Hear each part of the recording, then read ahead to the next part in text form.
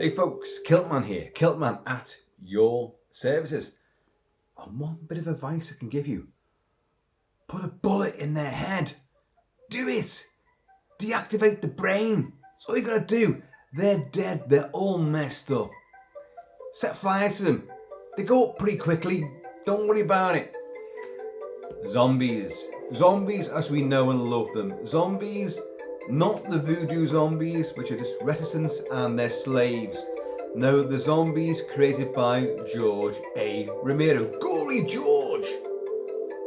I've discussed his movie legacy a million times. And of course, we know he's dead. Big George is dead. George Romero died many years ago now. But he did write a finale to his phenomenal run of zombie classics.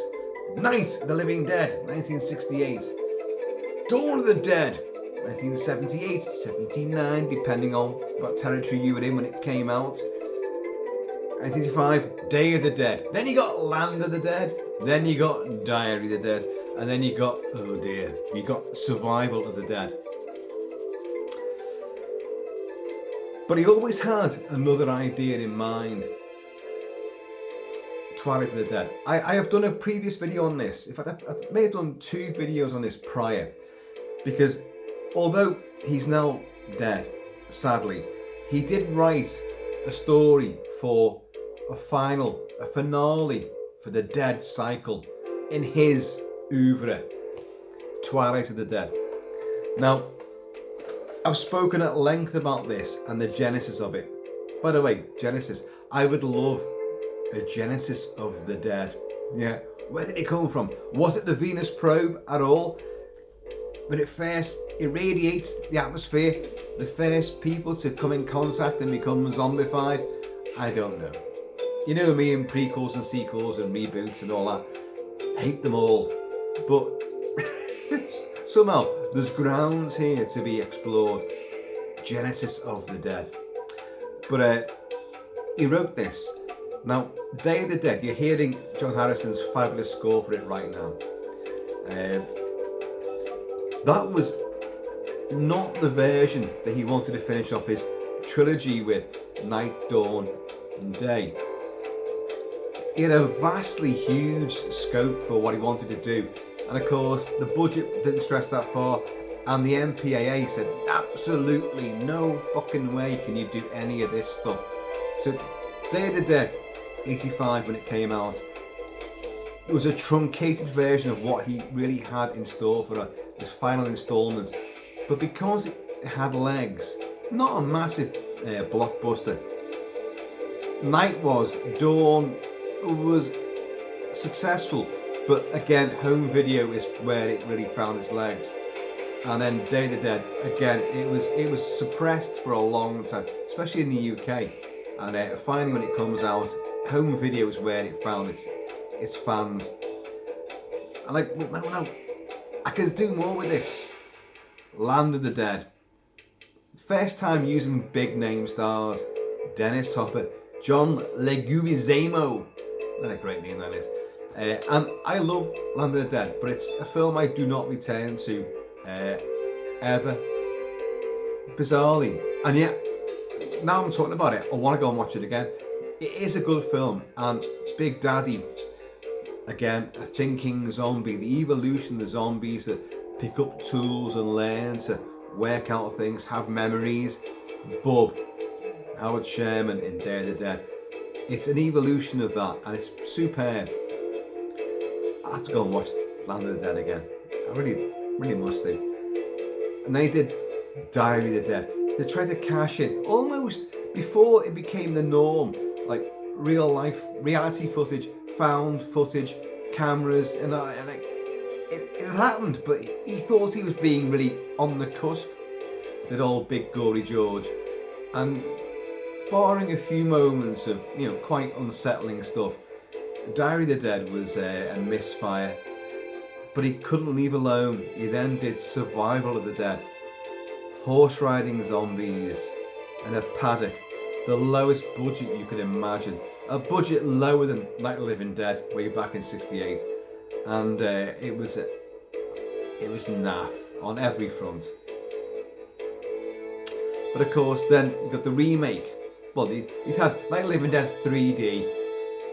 You had the Bill Hinsman, who's the cemetery ghoul from the original '68. You know, they're coming to get you, Barbara. And of course, he's the first zombie. Look, there's one of them now. Bill Hinsman then was drafted in by John Russo, co-script writer for first Night of the Living Dead, to do like a prologue of how he became a zombie in the rest home and all that, and the mortuary. It was bloody awful for its 30th anniversary? Oh, 40th anniversary could have been with that. It's that long ago. And what a nightmare that movie was. They took out loads of scenes from the actual Romero classic and put in loads of their own new footage, which was shit.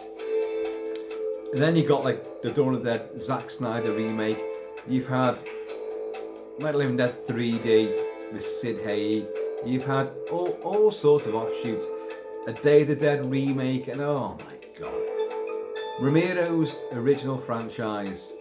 I hate to call it that, because he didn't create it as a franchise. It wasn't meant to be like, oh my god, we're going to make a movie every year, and we're going to have all merchandise and that. No, he had an artistic intent and integrity to put this story across, and it just grew and grew and grew. He then lost the plot, I would say. But he wrote Twilight of the Dead, and it was meant to be the finale. And I think the idea was get rid of Diary and Survival, forget about them, and maybe even forget about Land of the Dead. But this has been Night, Dawn, Day, Twilight, and it makes perfect sense in the chronology of a day's cycle. So there you go, Twilight of the Dead. And it's all set on a tropical island. Now, if you guys cast your minds back to the finale of Day of the Dead, our heroes manage to get to a tropical island. Heavily pregnant Sarah is there, and you've got the helicopter pilot. You've got the forever whiskey swilling Irishman McDermott, Joel Conroy, Jesus, Mary, and Joseph, and they get to the island, and you think everything's going to be okay.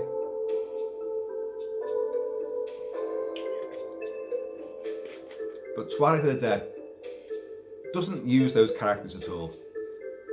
But it's set on a tropical island where you've got several contingents of survivors. Factions are going to be there. And the undead, the ghouls, the zombies are going to arrive there. Yeah. Peter Cushing, shockwaves and all that, like Nazi undead coming from the surf. Yeah, maybe it's like that. So, and then these beleaguered survivors, we're going to have to fight to the death for a finale of mankind. Basically, that's what the story is. And the whole thing will explore like how people, which Romero has always done, how people in extremis, isolated, cut off, there's no rescue, how they bicker and have rivalries and jealousies and fight amongst themselves when they should be just fortifying and look after each other. But mankind, as Romero always stated, we're going to fight amongst ourselves. We're never going to win, because our worst enemy isn't the undead, isn't the outside invader, it isn't the masked bad guys who are out there. It's us ourselves. We are the worst enemy we could ever have, which is true. It is true. So this version, the story was written by George Romero, but he didn't complete it. So what we've got now is there's several guys. In the previous video, I did discuss all the people who've worked on this and written the screenplay, and that was months and months ago, even a year ago, I think. And suddenly we're getting word now that, oh yes, it's going into production in March 2025. So in several months' time, it's going to go into production under the direction of Brad Anderson. Now, if you go on other websites and other YouTube people, they're going, it's been announced, Brad Anderson is doing it. No, a year ago, Brad Anderson was announced as being the director of it. I announced it. I talked about it.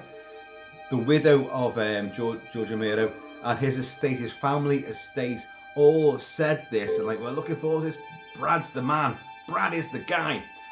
Brad Anderson did Session 9, which was a great sort of supernatural spook fest with a very documentarian drama side to it. But all the cast, they filmed it in a real life disused mental asylum, and the lights go out, which it does in a couple of scenes. It's like, oh shit. Now I'll be honest, the premise of Session 9 was outstanding. Most of the execution was brilliant. The denouement, the finale, between you and me, the end, was a bit crap. But he also did The Machinist with Christian Bale and Michael Ironside. Michael Ironside, you know, God. And what a film that was. It's a film that troubled me, disturbed me, and I love it. Its vibe, its atmospherics, its mood, its score by Roque Banos, totally evoking Bernard Herrmann, was outstanding. And the fact that it was like, what you're seeing is not what's really happening, and you're being led down a certain path because of our main character, Christian Bale. But when it finally unravels, it's so tragic and yet cathartic.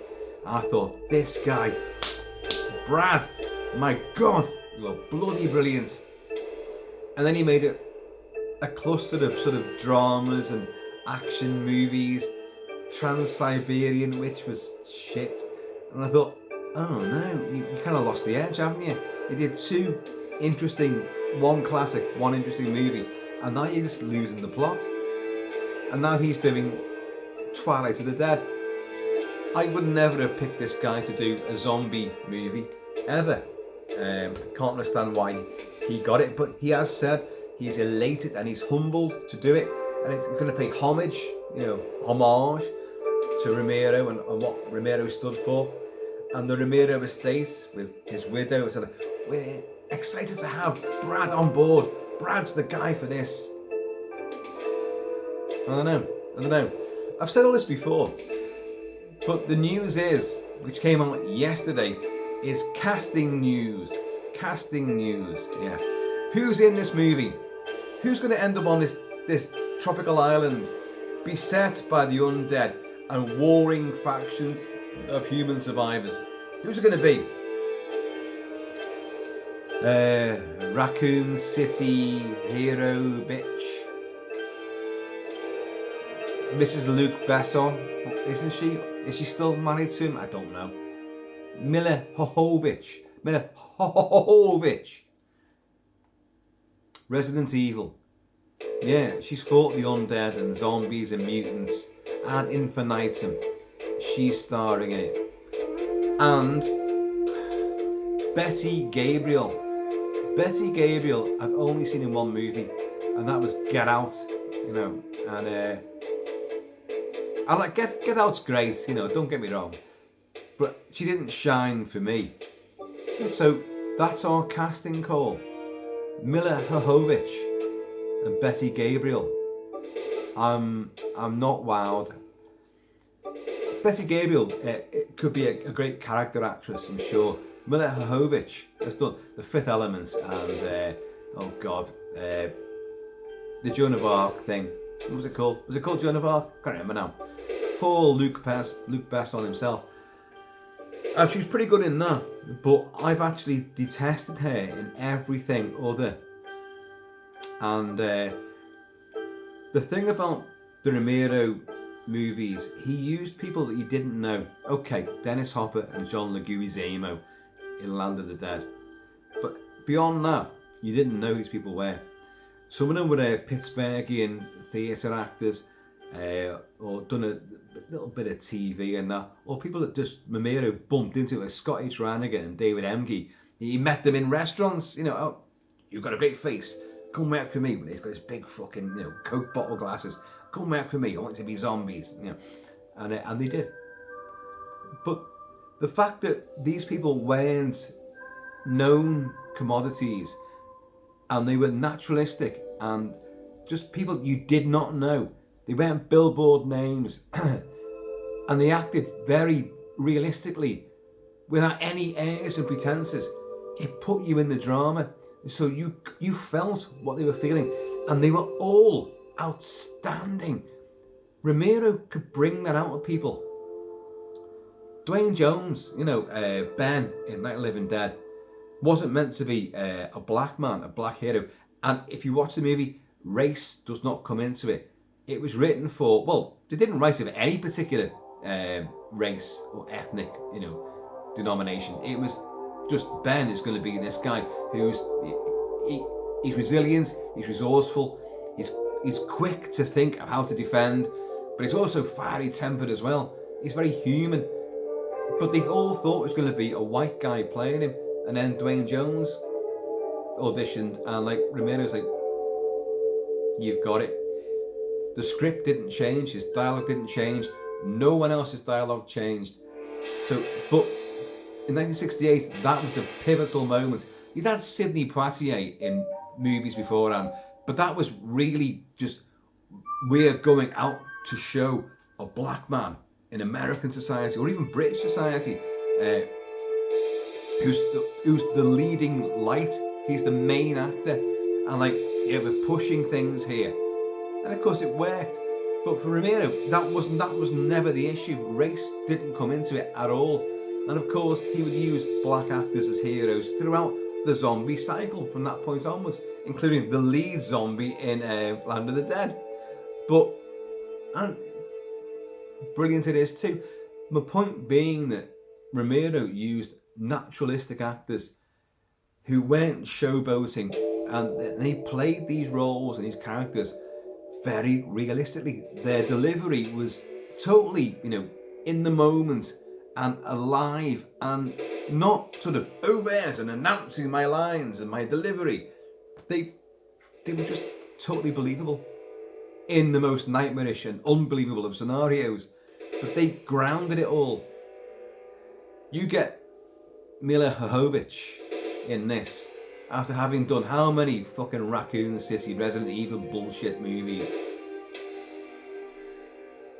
How realistic is she going to be? I think the casting call for this is diabolical. Betty Gabriel, she might be alright. I don't know anyone else is going to be in it, but right away I'm like, oh, you're fucking joking, aren't you? Milla Jovovich, a zombie battling uber bitch, can sever heads and machine gun everything and run down corridors festooned with the undead. That's not what Romero ever created. No, I'm not saying that this is what's going to happen in this movie. Maybe she can, she's older now, maybe she can deliver some emotion. I don't know what the dynamic's meant to be.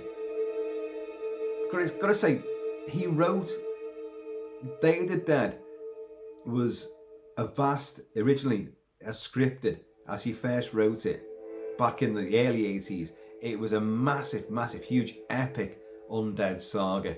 It was purely apocalyptic. There was tons and tons of battles and action and different factions of zombies and a zombie army who were being trained. You get ideas from this in Land of the Dead, and you get it in Survival and Diary of the Dead as well. You get little ideas he had for Day of the Dead, and then he realized, this isn't working, so I have to do another one, Twilight of the Dead, which are going to bring in all the ideas he had from that, but it never got off the ground. So back in the 2014, 15, whatever it was, he wrote, okay, I've had Day of the Dead, I've done the other two, Diary and Survival, or Land, let's not forget about Land. But I still didn't get my full idea across. So I'm going to write this down. We're going to make this at some point, and then of course he died. So Twilight of the Dead will be his post-mortem from beyond the grave magnum opus. That's what Big Gory George wants it to be. But you've got Brad Anderson and you've got Milla Jovovich. And suddenly my my massive excitement for this, which I had, and like you think like, his widow and the Romero estate, they're giving their stamp of approval. They're not George. George knows what he wanted, and I've got a feeling we are not going to get anything near what he wanted. I was way looking forward to this until I heard Milla Jovovich. And I thought, you are kidding me. I don't think she's a good actress. I don't think she's got, the gravitas. As I said before, all the people he used were no names. No names. The first 3 movies, you didn't know anybody in those movies. You didn't. And yet, they have become iconic. Many of them didn't do anything beyond these movies.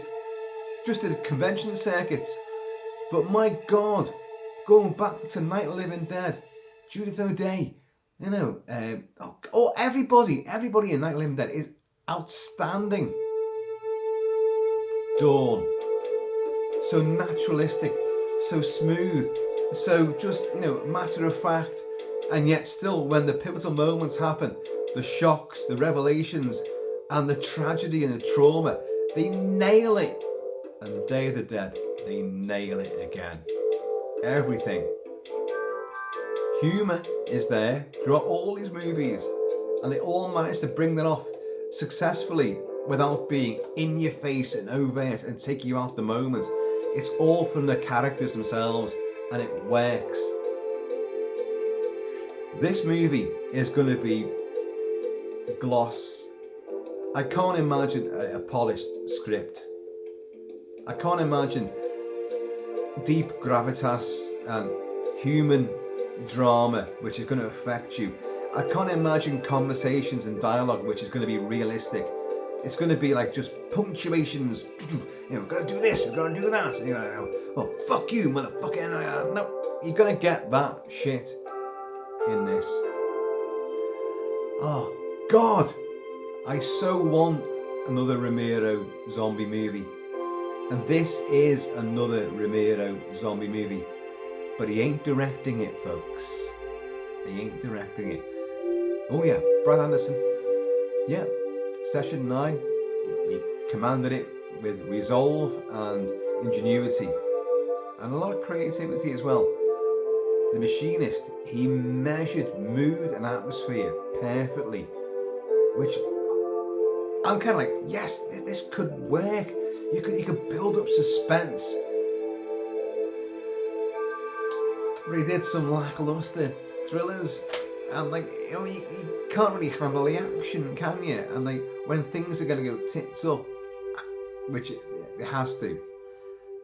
He said he read Romero's original script, and he said it was exciting. It was about the warring factions of people in the apocalypse, the last dregs of humanity, and how we still can't get along, which is Romero's, that's the running thread throughout all of his movies, all of his zombie movies. People just don't get along. They're going to fight amongst themselves. You cannot win. Night of the Living Dead, you're safer in the cellar. That cellar's a death trap, you can't go in there. And the warring factions, right from the word go, people don't get along in extremists. They just don't. They fight and tear themselves apart. Romero knew this. And Brad saying no, well, I've read this, and wow, it's I want to do this. The warring factions and the morality and all this. And he said, when I finished the script, I teared up at the end. I teared up. That's intriguing, that. Because quite clearly, there's no way out. You're trapped on a tropical island. The undead have taken over the entire world. Where'd you go? I can't. You and my neighbour in the opposite village or whatever, how it's worked out, we don't get along. So we're going to either kill each other, but the zombies have already got onto the island, however that happens. So it's doom and gloom, isn't it? But it has to come to a conclusion. can firmly believe that Romero's end vision is nihilistic, apocalyptic, and absolutely downtrodden and full of doom.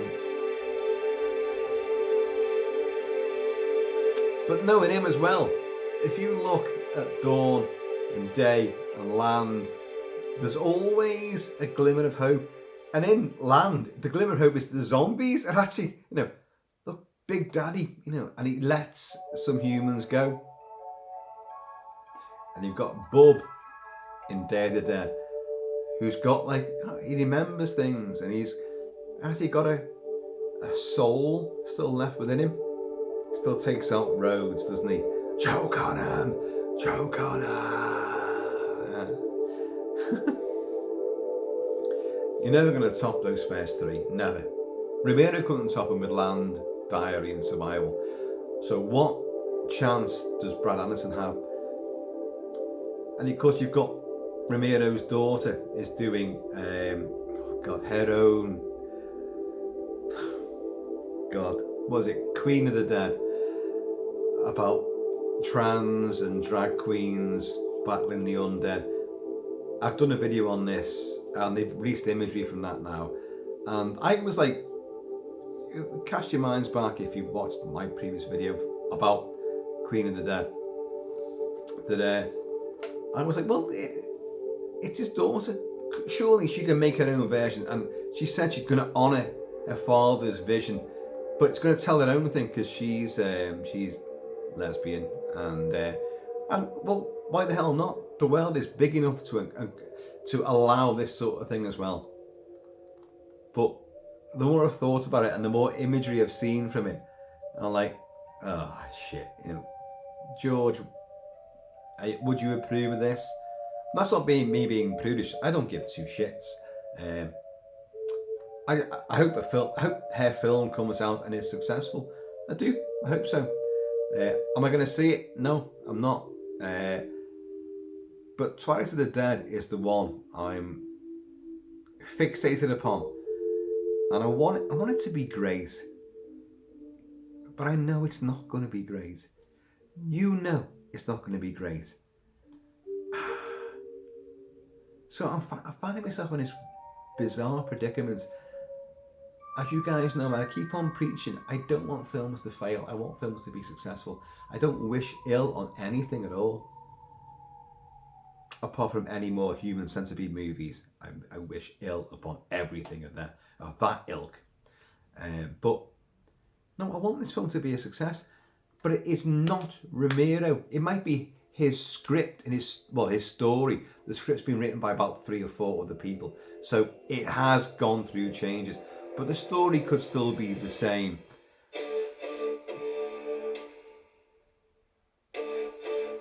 Score's great, isn't it? The scores for Night of the Living Dead, Dawn of the Dead were both library. I've played you the scores. I've done videos on both those movies, and I've played the music copious amounts of times, and they are library tracks. None of them, apart from Goblin, for Dawn of the Dead, who played certain tracks, but most of it for the first 2 movies is purely library stuff, because Romero loved that. We've got access to all these, they're free. Let's just draft these in from loads of the TV shows and adverts and other productions. Just draft them in. But that original score for Night of the Living Dead is out fucking standing. Even though it's literally all library cues and tracks. But they were modified and sort of dragged together with a few little overlays, and it works, and I've got that score. It's fucking phenomenal. But the first full score, first official original score for a Romero zombie movie was Day of the Dead, John Harrison. Very synth, but really exciting and very atmospheric, very thick and enveloping. But as I say, Brad Anderson employed Roque Banos for The Machinist, and what a phenomenal score that was. If you could bring something like that to bear in his Twilight of the Dead. Might go a long way to securing atmosphere and mood.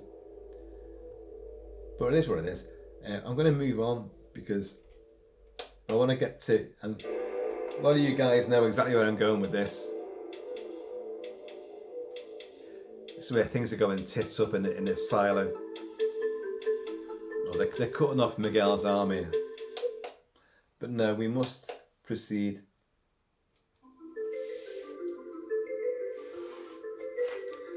What's the track number?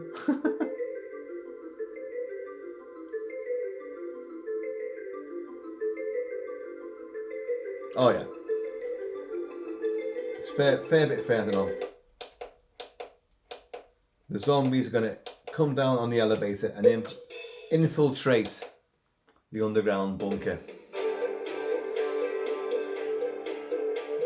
Miguel has it. He's lost his arm, and he goes up top and brings the zombies back down again.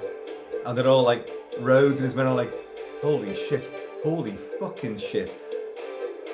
Taso Stavrakis, Howard Clark, is it Howard Clark? Who plays Steel, and Greg Nicotero, and the effects guys. And we got Rickles there as well, like. And these guys are, the military are depicted as complete badasses. They're idiots. Romero again. When society breaks down, military think they've got control. They will take control, but there'll be no rule of law. They'll make their own laws up. And here's Bub seeing like they've killed his benefactor, Dr. Frankenstein, you know.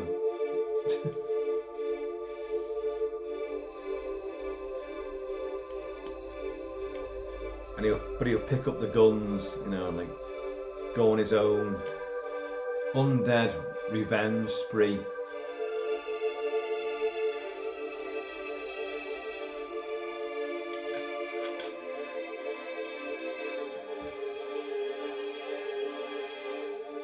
Listen to this. And then we'll get Joe Pilato in his golf cart, his golf buggy. And the zombies have infiltrated. They come through the stockade, the corral as well, down in the caves. So they're coming in from both sides. Listen to this.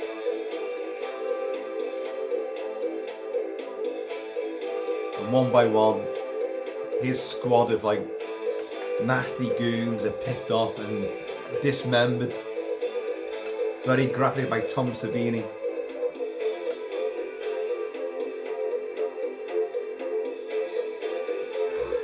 I love this music. Taso Stavrakis. They put the fingers in his eyes and drag his head off his shoulders. He's going pure Stallone. Rickles runs away. He's laughing hysterically.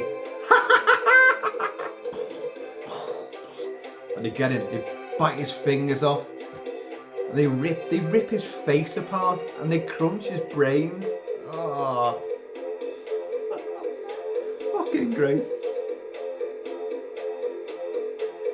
Steel. He hates Bub. Come on, Bub. You puss brain bag of shit. You wanna learn how to shoot, Bub? I'll teach you how to shoot.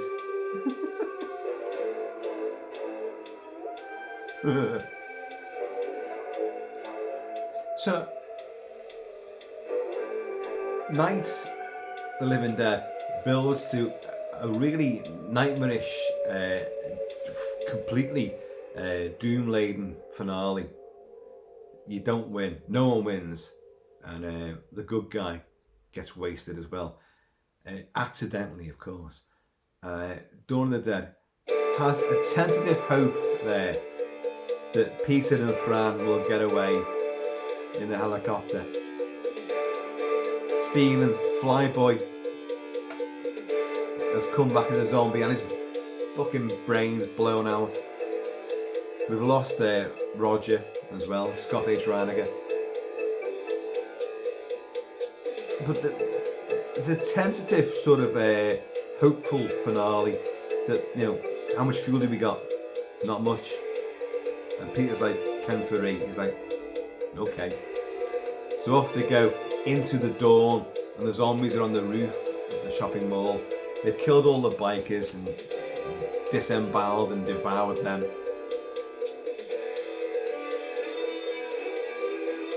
And then you get this. This is the most upbeat and hopeful, despite being massively nihilistic throughout the entire movie, because the army are bastards. You can't trust the scientists either. Dr. Frankenstein is Richard Liberty is a complete and utter fucking Fruit Loop. And our 3 heroes really don't get along. They've got different ideals, but then they're moralistic.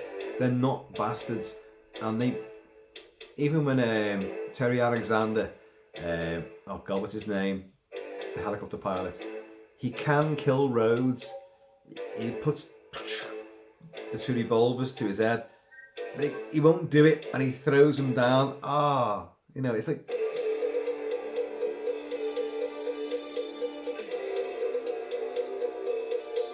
this is steel getting wasted.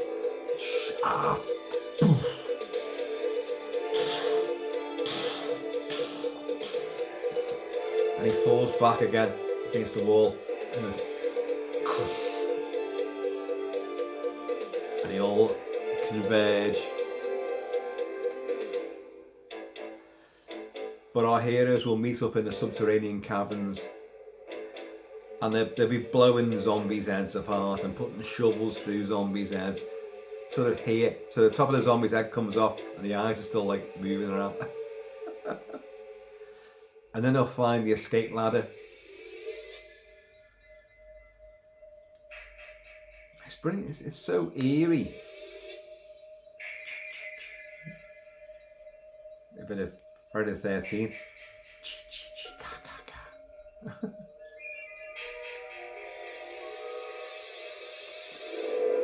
Such a wonderful score, this.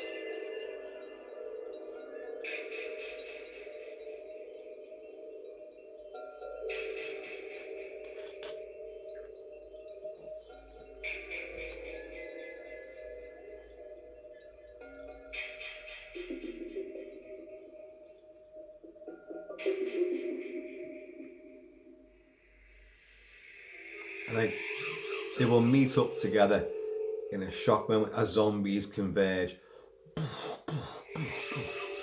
Heads are getting taken off.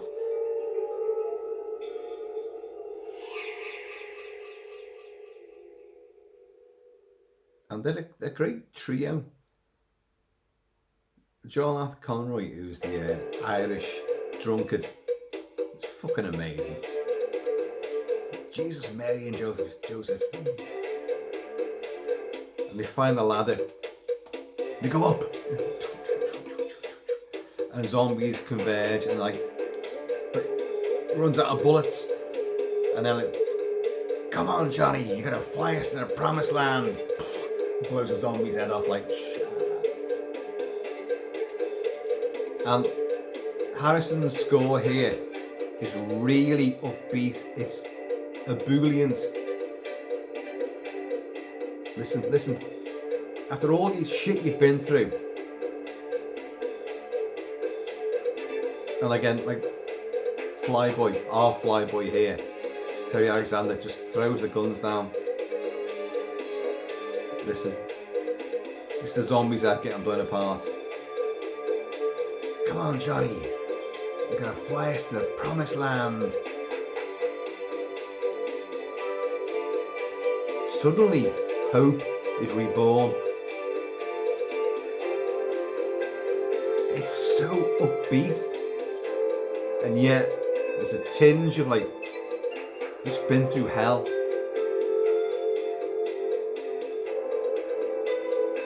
Oh, it's so fucking amazing.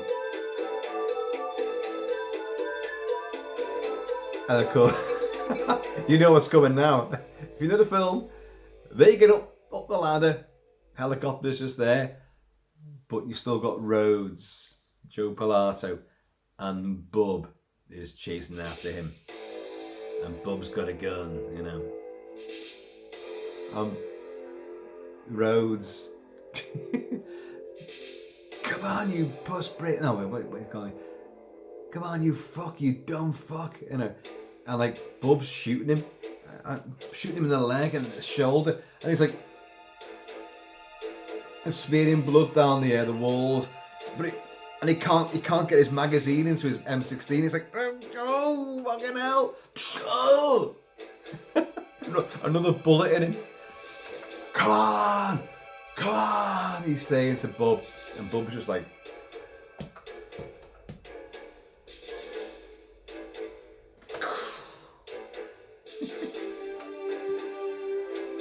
and we love Bub, but we love Rhodes. Rhodes is a complete and utter twat. Romero could do this, could create these characters who you just despise, and yet they're so charismatic and entertaining at the same time. Rhodes is the absolute, he's the pinnacle of that kind of character. Come on. And he's hobbling down there. He's got a knife in his boot, but the straps have come loose and the knife's flapping all over. He's a waster. He's a waster. That corridor and that door. Don't do it. Don't do it, Joe.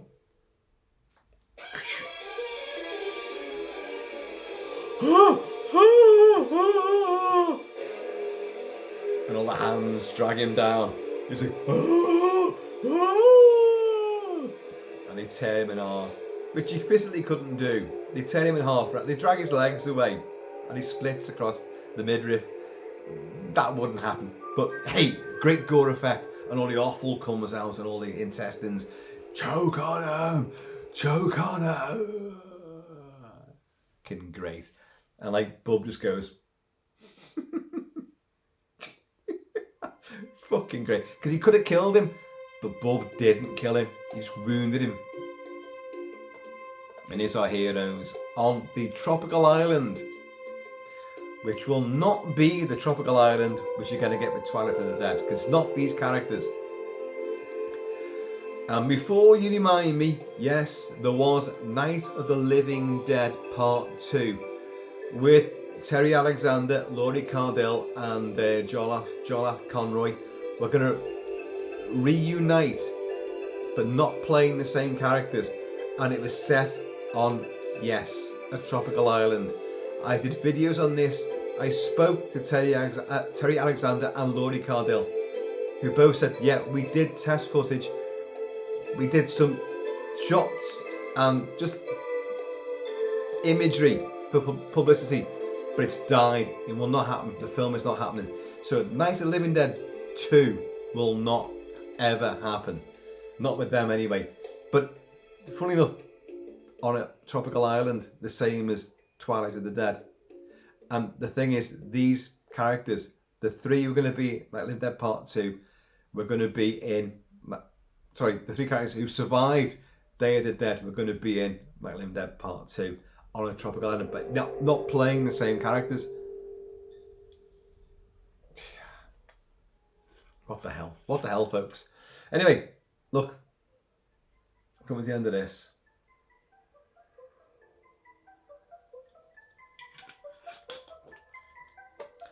I am going to be reviewing Night of the Living Dead very soon.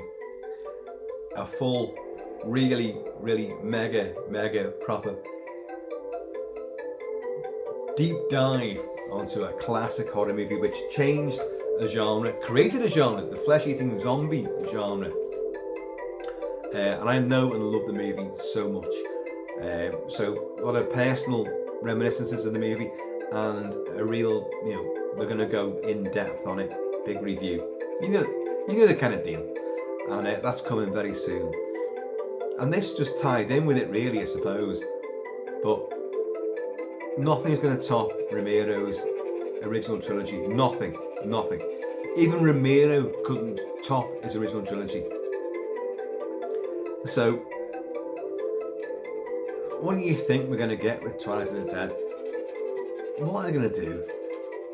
Oh, by the way, I should have said as well, Greg Nicotero, Walking Dead, he starred in Day of the Dead. He got ripped apart by zombies in Day of the Dead, and he did some of the effects for it. He then went on to massive movies of pure practical gore effects, and obviously The Walking Dead. Well, he's doing the effects for Twilight of the Dead, so we're talking practical effects. Oh, great, big plus, big plus. But you've got Milla Jovovich. I'm sorry, folks, I just don't see much quality from her. I don't. She's going to be like the kick-ass bitch heroine, and that's not what you get with Romero stuff. It's not what happens. Everyone is. They're realistic. They're on the edge. They do what they can do. Oh, Peter and Roger, SWAT team guys in Dawn of the Dead. They're brilliant, but they're also very believable, and they're flawed and tragic characters at the same time. Jovovich, I don't get that at all. Hopefully she's not playing a major part. Maybe she isn't. Who knows? But folks, zombies, they don't stay down, do they? They keep getting up again. Gotta shoot them in the head. No.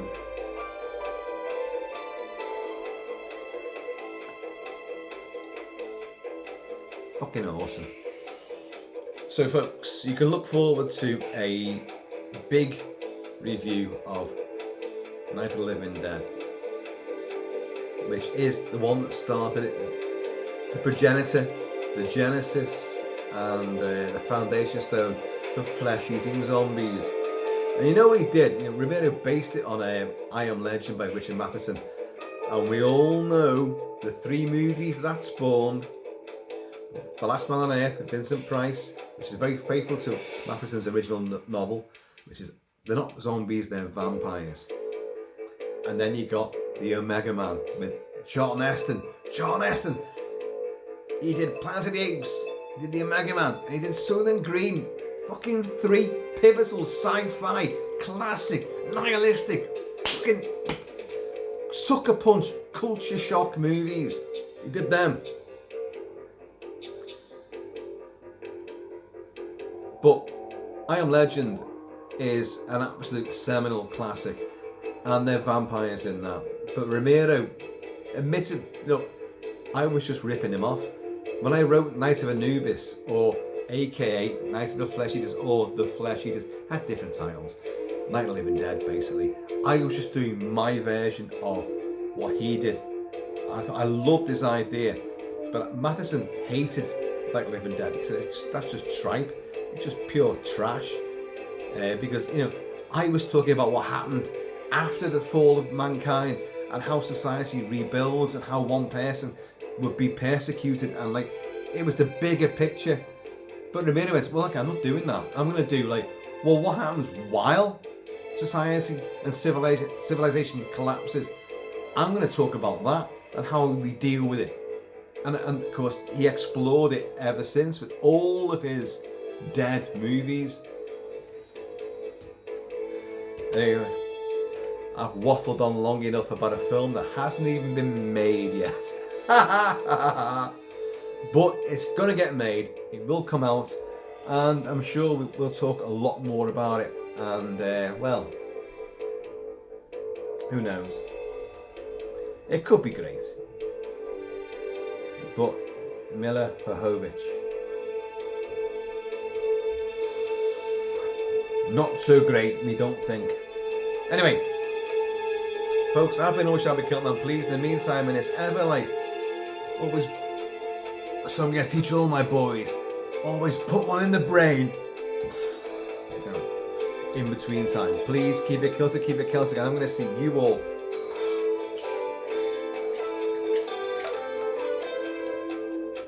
later.